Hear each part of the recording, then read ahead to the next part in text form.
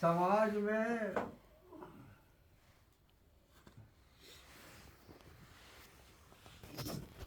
कुछ न कुछ मान्यताएं, कुछ तौर तरीका बताया गया है।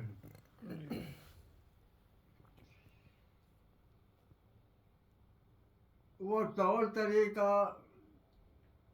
जो बातें बताई गई है, कुछ बातें तो समाज को सही ढंग से चलाने के लिए बताई जाती है, सामाजिक व्यवस्था सही ढंग से रहे, कुछ ऐसे नियम कायदा बनाया जाता है और उसी को फॉलो करो।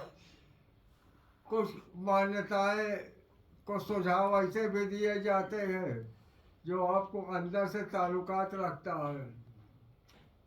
लेकिन हम लोग ज़्यादातर करते क्या है, जो ऊपर की चीज़ों को पकड़ कर रखते हैं, उसमें सबसे बड़ी बात तो ये है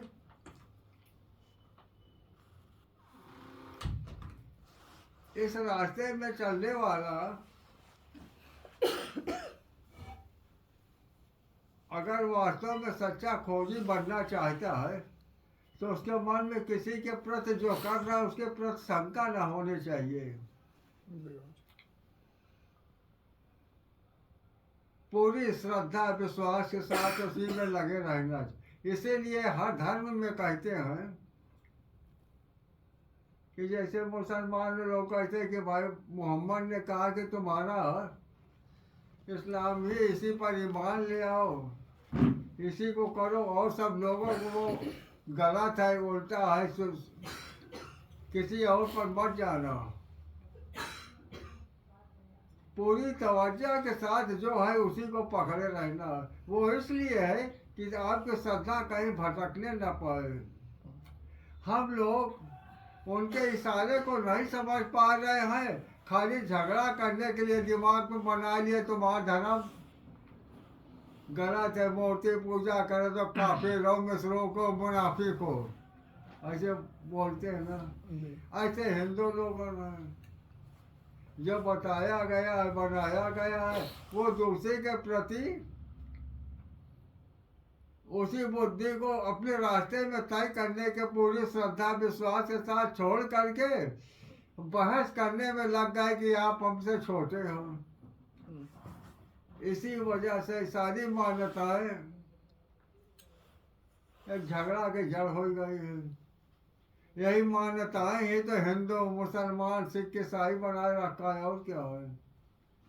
जो इन मान्यताओं से ऊपर उठ करके सत्य को देख लेता है, उसके लिए फिर वो न हिंदू रह जाता है, न मुसलमान, न सब खत्म हो जाता है। तो ये जो मान्यताएं बनाई गई हैं,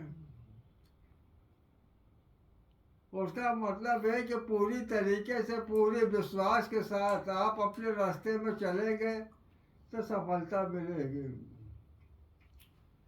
और जो लोग इधर उधर, हम तो बहुत से लोगों को देखते हैं, कुछ दिन उस संस्था में गए, कुछ दिन उस संस्था में गए, कुछ दिन उस संस्था में गए, हर जगह जाके दरवाजा खटखटावत रहा थे, खाली जानकारी कहाँ कहाँ है बस। अरे एक ही रास्ते को पकड़ करके आप चलते चले जाओ, चलते चले जाओ, एकदम एक दिन मधुशाला से मुलाकात हो जाएगी। यही बताया गया है।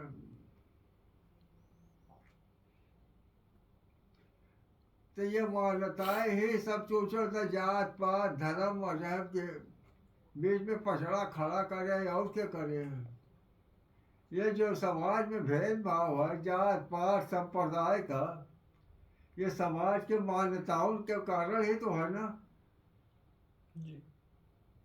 वो मान्यताएं आपको कुछ इशारा कर रहा है ऊपर उठने के, लेकिन हम उन मान्यताओं को ऊपर उठने के बजाय लोगों से कि तुमसे अच्छे हम, और इस बहस में लग गए हैं, मामला सब गड़बड़ हो जाता है। अब ये ऐसा रास्ता है कि खुद चल करके देखो। इसीलिए बुद्ध के ज़माने में ये बहुत ये धर्म कर्म के कर्मकांड बहुत इतने ज़्यादा हो गए, लोग गुमराह हो गए। बुद्ध ने कहा कि भाई किसी न किसी को, एक आदमी को तो आगे आना ही पड़ेगा। उन्होंने सीधे हिम्मत करके कहा ये सब फिजूल की बातें, ये आत्मा परमात्मा की बातें मत करो, ईश्वर उश्वर नहीं होता, झूठ फरेब की बातें मत करो।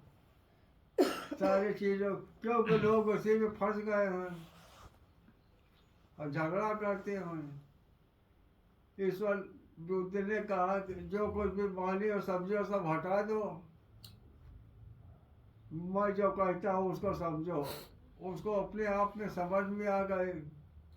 अभी सारे लोग हम लोग ईश्वर को मानते हैं, ये माना हुआ ईश्वर कहीं ना कहीं आपको भेदभाव पर शंका पैदा कर देगा। जाना हुआ कभी नहीं। तो इसीलिए महापुरुष का कहना है कि मानो मत जानो, और जानने में कठिनाई है, मानने में आसान है। बस ऐसे ही दिक्कत है। ज़्यादातर ओझा जी हमने ये देखा कि जो पढ़ाए गए समाज में पूजा पाठ, हम मंदिर में जाते हैं, लोग हाथ जोड़ करके सर झुका लेते हैं। सर झुकाने का मंदिर वाला कहता कि ऐसे यहाँ आए सर झुकाने के तुमने कला सीखी, ऐसे बाहर भी सर झुकाना सीख लो। लेकिन वो मंदिर ही तक सर झुकाएगा, बाहर तो अकड़ जाएगा, मामला गड़बड़ हो जाता है।